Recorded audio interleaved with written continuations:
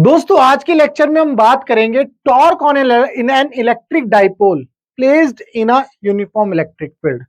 अगर हम किसी भी इलेक्ट्रिक डाइपोल को यूनिफॉर्म इलेक्ट्रिक फील्ड के अंदर रख देते हैं तो उसके ऊपर जो टॉर्क लगेगा वो क्या होगा, उस टॉर्क का मैग्नीट्यूड फाइंड आउट करेंगे। उसके बाद टॉर्क की डायरेक्शन भी कैलकुलेट करेंगे। ठीक है भी। तो टॉर्क बेसिकली आपने 11th क्लास में पढ़ा है और टॉर्क एक वेक्टर क्वांटिटी है, इसीलिए मैंने यहां पर बोला कि पहले हम टॉर्क का मैग्नीट्यूड कैलकुलेट करेंगे, फिर उसके बाद टॉर्क की डायरेक्शन कैलकुलेट करेंगे, यानी कि टॉर्क की डायरेक्शन देखेंगे। तो चलिए शुरू करते हैं। सबसे पहले तो हमें यह समझना है कि जब हम किसी भी इलेक्ट्रिक डाइपोल को यूनिफॉर्म फील्ड में रखेंगे तो क्या होगा। देखो ध्यान से, लेट्स से ये हमारी यूनिफॉर्म इलेक्ट्रिक फील्ड है। यूनिफॉर्म इलेक्ट्रिक फील्ड की जो कैरेक्टरिस्टिक थी वो ये थी कि जितनी भी इलेक्ट्रिक फील्ड लाइंस हैं वो क्या होंगी, इक्विडिस्टेंस होंगी भाई। और हर पॉइंट पर इलेक्ट्रिक फील्ड की वैल्यू क्या होगी, सेम होगी। और ये सारी जो इलेक्ट्रिक फील्ड लाइंस है कैसी होंगी, पैरेलल होंगी।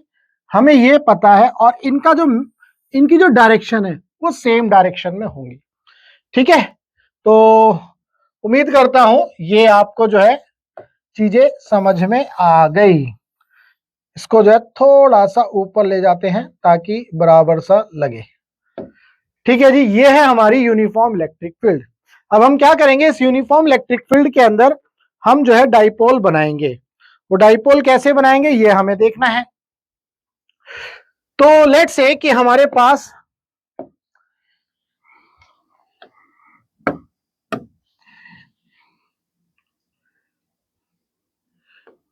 ये डाइपोल का नेगेटिव चार्ज है और ये हमारा सेंटर और ये डाइपोल का पॉजिटिव चार्ज है।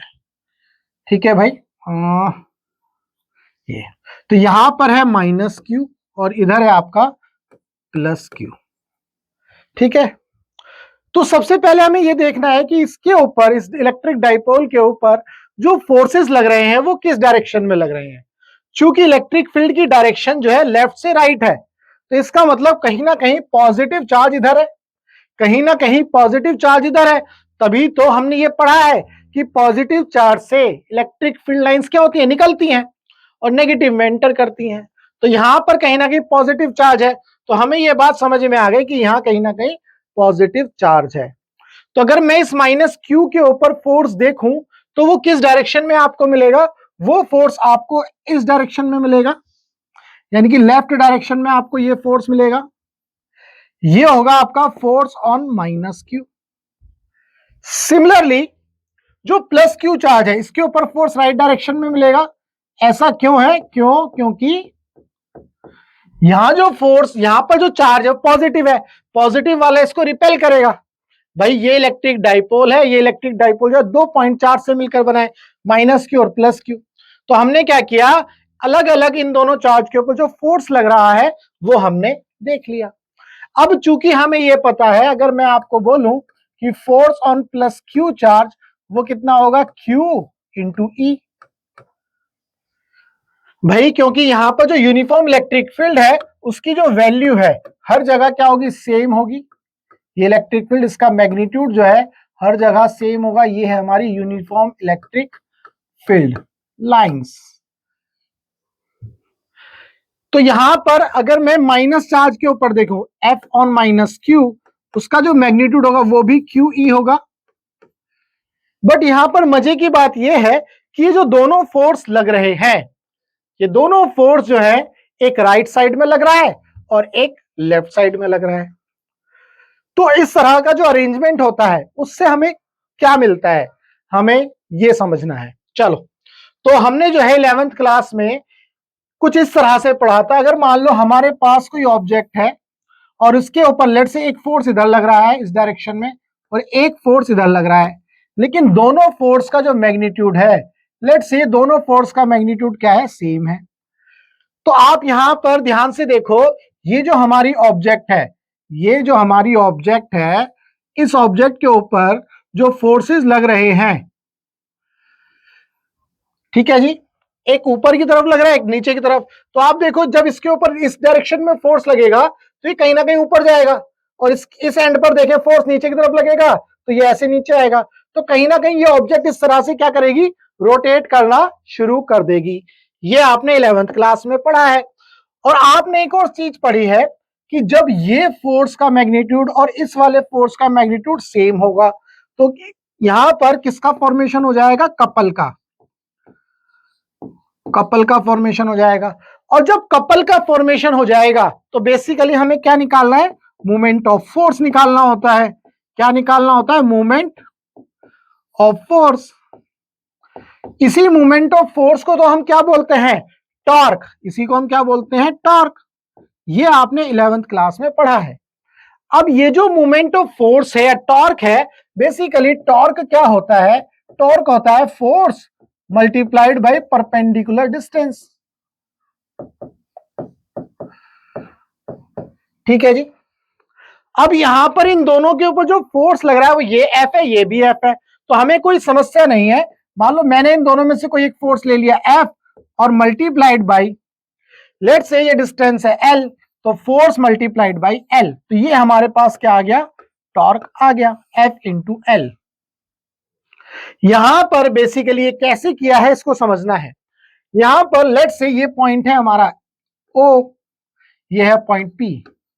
तो बेसिकली जब हम टॉर्क निकालते हैं, लेट्स से टाउ अबाउट ओ, मैं थोड़ा सा 11th में लेकर के जा रहा हूं ताकि आपको कॉन्सेप्ट क्लियर हो। हमें जिस भी पॉइंट के अबाउट टॉर्क निकालना है, हमें जिस भी पॉइंट के अबाउट जो है टॉर्क निकालना है, तो हम क्या करेंगे, लेट्स से ये लाइन है, मैंने इसके अबाउट पॉइंट टॉर्क निकालना है, तो इसको फिक्स कर दो। इसको क्या कर दो, फिक्स कर दो। जिसके अबाउट टॉर्क निकालना है उसको फिक्स कर दिया। अब यहां पर देखो ये फोर्स लग रहा है तो इस तरह से घूम रहा है, यानी कि इसके ऊपर जो टॉर्क इस फोर्स की वजह से देखेंगे तो वो तो जीरो हो जाएगा। क्यों, क्योंकि यहां पर परपेंडिकुलर डिस्टेंस ओ पर जीरो हो गई। भाई अगर इस एफ की वजह से टॉर्क निकालता हूं तो यहां पर इसके अबाउट जब देखो तो ये फोर्स लग रहा है, लेकिन परपेंडिकुलर डिस्टेंस जो है जीरो है, तो इसकी वजह से टॉर्क आपको क्या मिला, इसकी वजह से टाउ क्या मिला, जीरो। लेकिन इसकी वजह से टाउ आपको मिलता है, तो यानी कि ये फोर्स हो गया मल्टीप्लाइड बाय ये परपेंडिकुलर डिस्टेंस हो गई एल। तो tau about O that is equal to zero plus F into L. तो हमें क्या मिल जाता है भाई, एफ इंटू एल। उम्मीद करता हूं ये चीज आपको समझ में आई। ये 11th क्लास में है सारा का सारा, तो मैंने थोड़ा सा आपको रिकैप कराया है। अब हम जो है यहां पर यही चीज देखेंगे। तो सबसे पहले तो हमें यह पता चला एफ प्लस क्यू है, एफ माइनस क्यू है। अगर मैं इन दोनों का एफ नेट देखूंगा तो एफ नेट क्या आ जाएगा, जीरो आ जाएगा। ये जो है मैंने बहुत अच्छे से एक्सप्लेन किया है अपने लास्ट लेक्चर में। लास्ट लेक्चर की वीडियो आप जो है 119 उसको जाकर के देखो, आपको वहां पर ये पता चलेगा क्यों मैंने ऐसा किया है। ठीक है जी, इसको अब आगे यहां पर एक्सप्लेन नहीं करेंगे। अब यहां पर हम देखेंगे ये एफ प्लस क्यू आया, ये एफ माइनस क्यू आया। अब हम क्या करेंगे, हम जो है एक बेसिकली इस तरह से लाइन ड्रॉ करेंगे, सिमिलरली इस तरह से लाइन ड्रॉ करेंगे। तो अब आप यहां पर देख रहे हैं कि एक फोर्स ये लग रहा है राइट डायरेक्शन में, एक फोर्स लग रहा है लेफ्ट डायरेक्शन में, तो कहीं ना कहीं ये क्या बना रहा है, मूवमेंट बना रहा है। भाई इसी की वजह से ये इसको क्या करेगा, इस वाले डाइपोल को किस डायरेक्शन में घुमा देगा, क्लॉकवाइज डायरेक्शन में। ध्यान से देखो किस डायरेक्शन में घुमाएगा, क्लॉकवाइज डायरेक्शन में घुमाएगा। उम्मीद करता हूं ये चीज आपको समझ में आई। अब अगर आपको टॉर्क निकालना है, चूंकि दोनों फोर्स का मैग्नीट्यूड सेम है, तो इन दोनों फोर्स का जब मैग्नीट्यूड सेम होगा और उनके बीच में जो परपेंडिकुलर डिस्टेंस होगी वो हमें देख लेनी है। तो यहां पर आपको ये पता है इस चार्ज के बीच में और इस चार्ज के बीच में जो डिस्टेंस है वो है 2a। तो लेट्स से ये जो डाइपोल है इलेक्ट्रिक फील्ड के अंदर थीटा एंगल पर है। कितने एंगल पर है भाई, थीटा एंगल पर। तो यहां से क्या हम ये परपेंडिकुलर डिस्टेंस निकाल सकते हैं, क्या हम ये परपेंडिकुलर डिस्टेंस निकाल सकते हैं?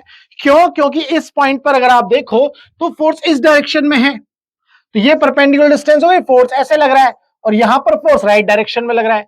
अगर मैं इस एंड पर देखूं तो फोर्स लेफ्ट साइड में लग रहा है और इसके लिए फोर्स राइट साइड में लग रहा है, तो यानी कि ये हमारी परपेंडिकुलर डिस्टेंस हो गई, यानी कि ये हमारी परपेंडिकुलर डिस्टेंस हो गई। तो लेट्स से ये परपेंडिकुलर डिस्टेंस मैंने ले ली डी। क्या ले ली भाई? डी। तो अब हम यहां पर इसका डेरिवेशन देख लेते हैं। तो टाउ क्या होगा? टाउ होगा फोर्स, इन दोनों में से किसी भी एक फोर्स का मैग्नीट्यूड ले लेंगे। ऐसा इसीलिए लेंगे, लेट्स से मैं फिर से एक्सप्लेन कर देता हूं। लेट्स से कि मैंने जो है इस पॉइंट को ओ माना और इस पॉइंट को पी माना, ठीक है भाई। तो लेट्स से कि मैं टाउ देखता हूं अबाउट पॉइंट ओ।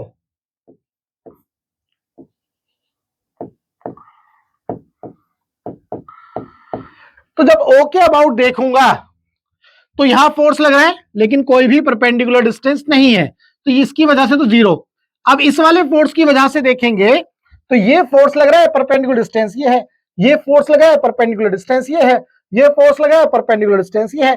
क्योंकि इस डायरेक्शन में टाउ फोर्स लगा तो इसी डायरेक्शन में कोई भी परपेंडिकुलर डिस्टेंस नहीं है, तो यहां पर टाउ अबाउट ओ, तो इसकी वजह से जीरो आ जाएगा। लेकिन इसकी वजह से हमें क्या मिलेगा? ये फोर्स हो गया, force F plus Q into जो परपेंडिकुलर डिस्टेंस है वो है डी। उम्मीद करता हूं ये चीज आपको समझ में आई। क्या मैं ये लिख सकता हूं एफ प्लस क्यू कितना है? क्यू ई इंटू जो डी है वो बेसिकली क्या होगा ये हमें समझना है। ये एंगल थीटा है, ये परपेंडिकुलर है, ये हाइपोटेनियस है। तो क्या आप यहां पर ये देख सकते हैं कि जो साइन थीटा होगा वो क्या होगा? डी अपॉन में 2a होगा। तो यहां से d is equal to 2a sine theta लिखा जा सकता है। बिल्कुल ऐसे ही q E 2a sine theta. क्या मैं ये लिख सकता हूं? क्या मैं ये लिख सकता हूं Q E is equal to Q E into 2a sine theta. यहां पर एक चीज थोड़ी सी हम जो है इसको थोड़ा सा करेक्शन कर लेते हैं। यहां पर जो 2a है, ये 2a बेसिकली ये है, ध्यान से समझना, ये 2a ये है, ये पूरी लेंथ है। अगर मैं इसकी जगह L लिख लेता हूं, लेट्स से मैं इसकी जगह L लिख लेता हूं तो कोई समस्या नहीं है। मैंने क्या किया, इसकी जगह L लिख लिया। क्या लिख लिया? L। यानी कि अगर मैं ये बोलूं L जो है हमारा 2a के इक्वल है, ठीक है। यहां पर थोड़ी सी गड़बड़ हो जाएगी, Q E into 2a sine theta. नहीं ठीक है, चलो वो तो उसके इक्वल आएगा, कोई दिक्कत नहीं है, ठीक है जी, कोई भी दिक्कत नहीं है। यहां पर Q E into 2a sine theta, तो टॉर्क हम देखेंगे टाउ अबाउट ओ।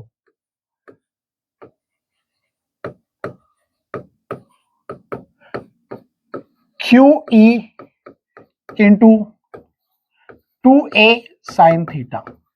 अब आपको यह पता है जो P है, P डाइपोल मोमेंट, वो क्या है? Q इंटू 2a होता है। तो क्या मैं इसको Q इंटू 2a को P लिख सकता हूं? PE साइन थीटा क्या इस तरह से लिखा जा सकता है? क्या मैं इस टाउ को टाउ अबाउट O, क्या मैं ये लिख सकता हूं?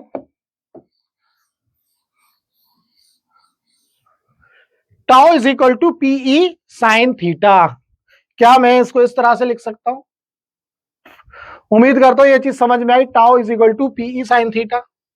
ध्यान से देखो, मैंने कुछ नहीं किया है, बस मैंने क्या किया, फोर्स ये आया क्यूई, डी की जगह 2a साइन थीटा, और इसको एल को नहीं लेना, ध्यान रखना, वो थोड़ा सा मुझे जो है, मैं भी सोच रहा था कुछ करेंगे, इसको भी छोड़ दो। तो ये जो 2a है, ये 2a basically q into 2a हमारा क्या बन जाएगा? Dipole moment. Dipole moment basically किस डायरेक्शन में आएगा? देखो ये माइनस क्यू, ये प्लस क्यू, तो डाइपोल मोमेंट की डायरेक्शन आपको ये मिलेगी।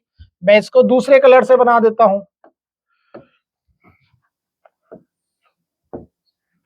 ये आपका इस डायरेक्शन में डाइपोल मोमेंट आ जाएगा,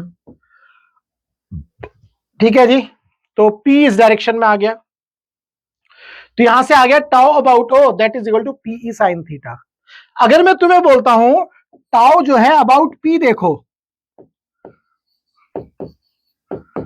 तो वो भी तो यही आएगा। ध्यान से देखो, अगर मैं इस P के अबाउट देखता हूं, यानी कि मैं इसको फिक्स कर दूंगा, यानी कि इसको पकड़ लिया, फोर्स लग रहा है इस डायरेक्शन में, ठीक है, और परपेंडिकुलर डिस्टेंस क्या है, वो यही है d, तो force multiplied by perpendicular distance, तो उस केस में भी यही फॉर्मूला आ जाएगा भाई, इस केस में भी क्या आ जाएगा, PE साइन थीटा।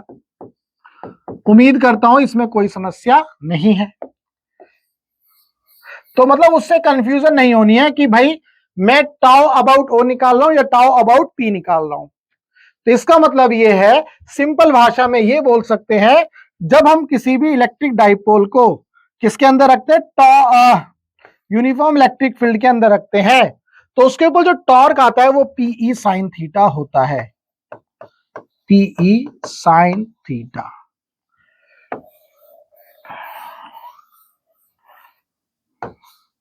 ये हमें याद रखना है, tau is equal to PE sine theta, अपने माइंड में फिक्स कर लो, tau is equal to PE sine theta अपने माइंड में फिक्स कर लो। जब भी हम किसी भी इलेक्ट्रिक डाइपोल को इलेक्ट्रिक फील्ड के अंदर रखेंगे, यूनिफॉर्म इलेक्ट्रिक फील्ड के अंदर, तो उसके ऊपर जो टॉर्क आएगा वो tau is equal to PE sine theta होगा। अब यहां पर आप ध्यान से देखो, ये जो टाउ है ये बेसिकली क्या है, ये आपका मैग्नीट्यूड है,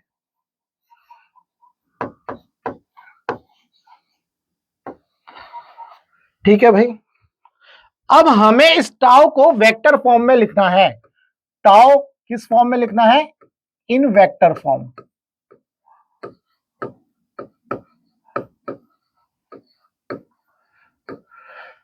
ठीक है भाई। ये कैसे लिखना है, इसको बहुत ध्यान से समझना है भाई। आपने बुक में देखा होगा tau is equal to p cross E लिखा जाता है, ये वेक्टर और ये वेक्टर, ध्यान से समझो। तो tau is equal to, basically ये क्रॉस वेक्टर होता तो पीई साइन थीटा होता है भाई, ये ऐसे बन गया ना, ए क्रॉस बी, ये फॉर्मूला आपने 11th में पढ़ा होगा, vector A cross vector B that is equal to A B sine theta, ये वही है A B sine theta, vector A cross B यानी कि ए बी साइन थीटा। तो वेक्टर फॉर्म में इस तरह से लिखा जाता है। तो यहां पर आपने सोचा होगा भाई वहां तो साइन थीटा है ना, और ये लिख दिया मैंने पी क्रॉस ई, तो मेरा तो काम हो गया, आपने सोचा होगा ऐसा कर दिया। अब यहां पर एक मुद्दे की बात आपको समझनी है, और ये बहुत ही ज्यादा इंपॉर्टेंट है, ये किसी भी बुक में आसानी से आपको नहीं मिलेगी। क्यों नहीं मिलेगी, और ये कोई बताएगा भी नहीं, क्यों नहीं मिलेगी और क्यों नहीं बताएगा, क्योंकि अगर आपको ये बता दिया जाएगा तो आप फिर कोर्स क्यों लोगे, आपसे तो कोर्स के पैसे लेने हैं, इसीलिए जो है कोई ये नहीं बताता। अब मैं आपको बताता हूं, आप गूगल पर जाना, कहां पर जाना भाई, गूगल पर जाना है, गूगल पर जाकर के लिखो sine convention for torque, Google पर जाओ और लिखो साइन कन्वेंशन फॉर टॉर्क। अगर आप ये वीडियो अभी देख रहे हो तो गूगल पर जाकर के लिखो साइन कन्वेंशन फॉर टॉर्क, तो गूगल आपको एक सॉल्यूशन देगा, वो बताएगा अगर टॉर्क एंटी क्लॉकवाइज है तो पॉजिटिव होगा, अगर टॉर्क क्लॉकवाइज है तो नेगेटिव होगा।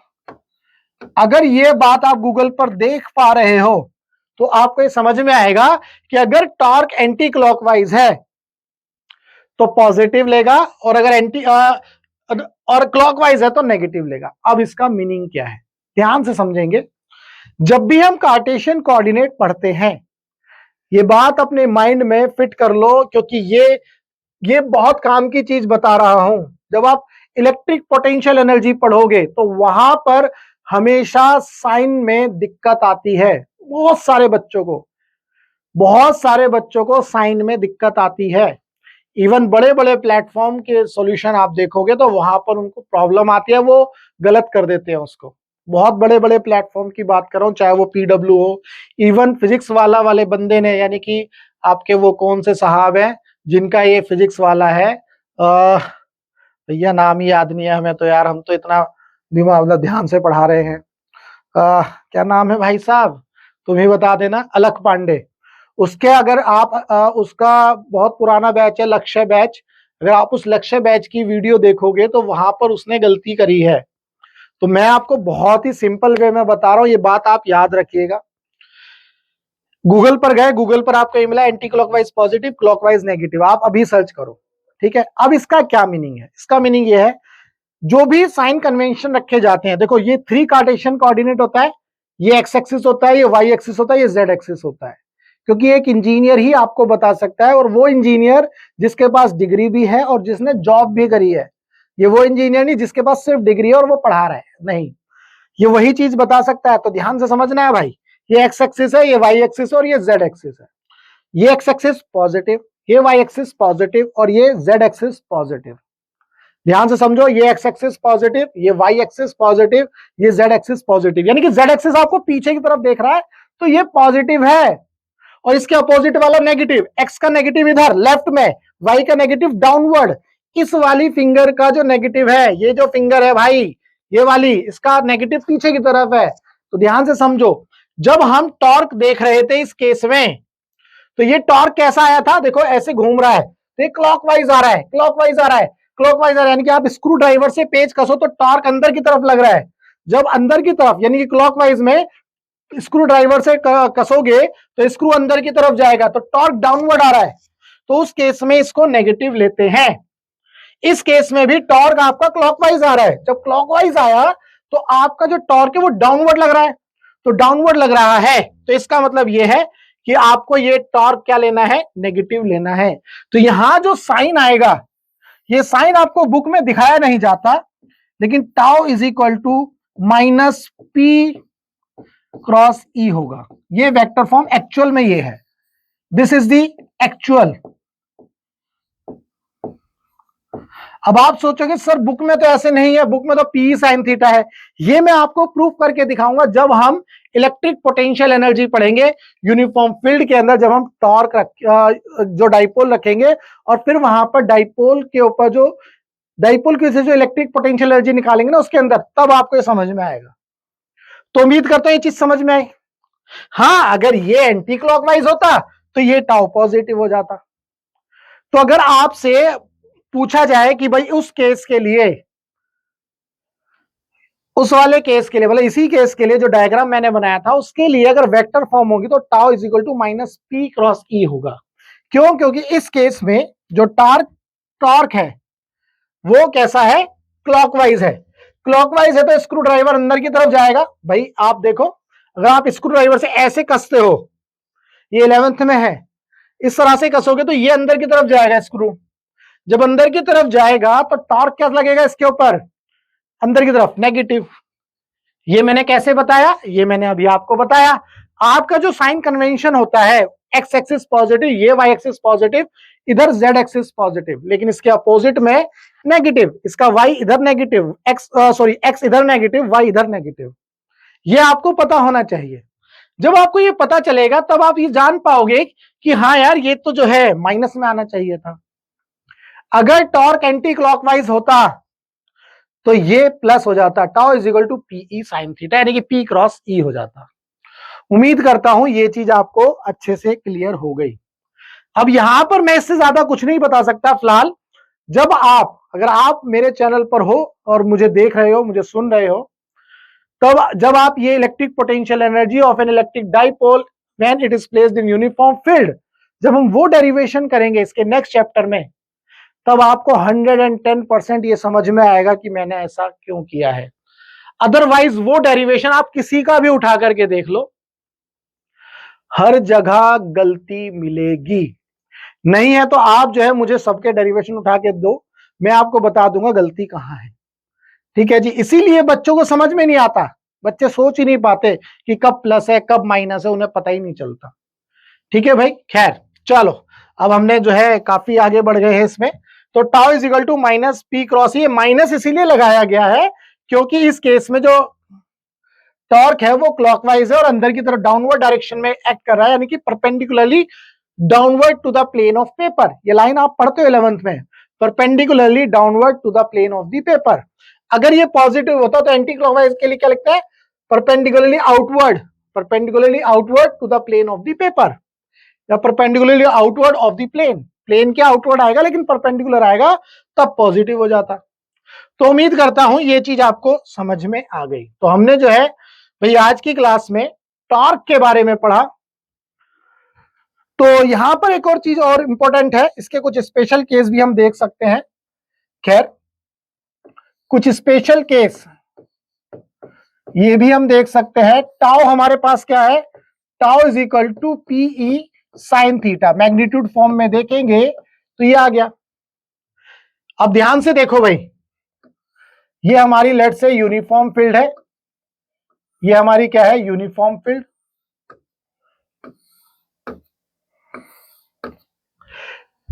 अगर थीटा 0 होगा, पहला स्पेशल केस, अगर थीटा 0 होगा, थीटा 0 का मतलब ये हुआ कि यहां पर जो डाइपोल है वो इस तरह से रखा गया है, ये माइनस क्यू है, ये प्लस क्यू है। तो क्या इस केस में टॉर्क लगेगा भाई, साइन 0 की वैल्यू क्या होती है, 0, तो टाउ इस केस में क्या हो जाएगा, 0। ये आपको समझना है। तो इस केस में कोई भी टॉर्क नहीं लगेगा। ठीक है भाई, इसको नीचे ही बना लेते हैं।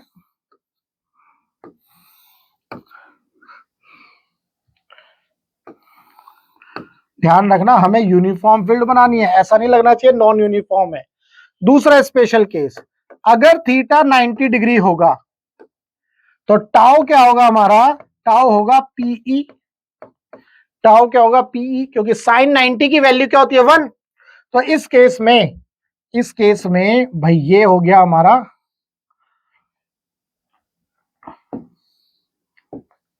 ये तो ये है हमारा माइनस क्यू, ये है हमारा प्लस क्यू। तो इसके ऊपर फोर्स इस डायरेक्शन में लगेगा, इधर फोर्स इस डायरेक्शन में लगेगा।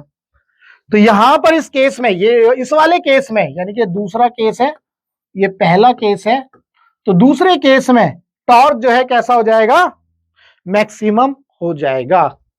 टाउ कैसा हो जाएगा भाई, ये टाउ जो है हमारा मैक्सिमम हो जाएगा। इसको बोलेंगे tau is equal to P, यानी कि टाउ मैक्स हो जाएगा। उम्मीद करता हूं ये चीज आपको समझ में आ गई। तीसरा अगर मैं बोलूं, थीटा जो है क्या ले लो भाई, थीटा मान लो 180 डिग्री है, यानी कि घूम गए, ये इस तरह से घूम गया।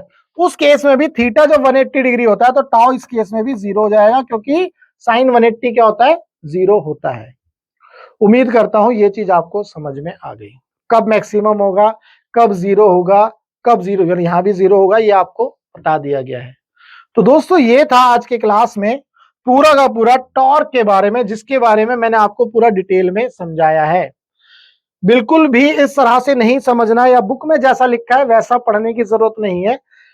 थोड़ा सा दिमाग लगाओ और आप चीजों को समझोगे तो आपको आसानी से समझ में आएंगी। तो दोस्तों ये था torque on an electric dipole placed in a uniform field. अगर आपको कॉन्सेप्ट क्लियर हुआ तो वीडियो को लाइक करना और चैनल को सब्सक्राइब करना मत भूलना। अगर आपका इसके अलावा फिजिक्स में डाउट है कोई भी, तो आप इस नंबर पर व्हाट्सएप कर सकते हैं। जब आप व्हाट्सएप करेंगे तो आपके सामने इस तरह का एक मैसेज आएगा, जिसमें आपसे आपका नाम, आपकी सिटी और आप किस एग्जाम के लिए प्रिपेयर कर रहे हैं यह आपसे पूछा जाता है। तो कृपया करके वो डिटेल आप जरूर दीजिए, ताकि मैं आपका नंबर सेव कर सकूं और फ्यूचर में जब भी आप डाउट पूछेंगे तो मैं आपको रिकॉग्नाइज कर सकूं। ठीक है भाई, इसी मैसेज में 2 लिंक है, एक है हमारे यूट्यूब चैनल का लिंक, दूसरा व्हाट्सएप चैनल का लिंक। तो जब भी आप जो है इन लिंक पर क्लिक करेंगे तो कृपया करके यूट्यूब चैनल को सब्सक्राइब कर लीजिए और व्हाट्सएप चैनल को ज्वाइन कर लीजिए, क्योंकि जितने भी वीडियोस बनते हैं उनको मैं यूट्यूब पर डालता हूं, साथ में उनका लिंक जो है अपने व्हाट्सएप चैनल पर शेयर करता हूं। हमारा मकसद है टीच फ्री फॉर इंडिया, यानी कि आप इंडिया के किसी भी कोचिंग सेंटर में पढ़ते हो, चाहे अड्डा में, चड्डा में, गड्ढा में, फड्डा में, पीडब्ल्यू में, टीडब्ल्यू में, सीडब्ल्यू में, वीएमसी में, टीएमसी में, कहीं भी फिजिक्स में डाउट है तो आपको क्या करना है, आपको अपना डाउट इस नंबर पर व्हाट्सएप करना है। हम आपके डाउट का बेस्ट वीडियो सॉल्यूशन आपको बना करके देंगे। तो दोस्तों आज की क्लास में हमने टॉर्क के बारे में पढ़ा, जब हम इलेक्ट्रिक डाइपोल को किस में रखेंगे, यूनिफॉर्म फील्ड में। अब एक नेक्स्ट टॉपिक आएगा जिसमें हम ये आप क्या पढ़ेंगे, जब हम इलेक्ट्रिक डाइपोल को कहां रखेंगे, नॉन यूनिफॉर्म इलेक्ट्रिक फील्ड के अंदर। तो चलिए नेक्स्ट वीडियो में हम मिलते हैं और वहां पर नेक्स्ट टॉपिक पढ़ेंगे।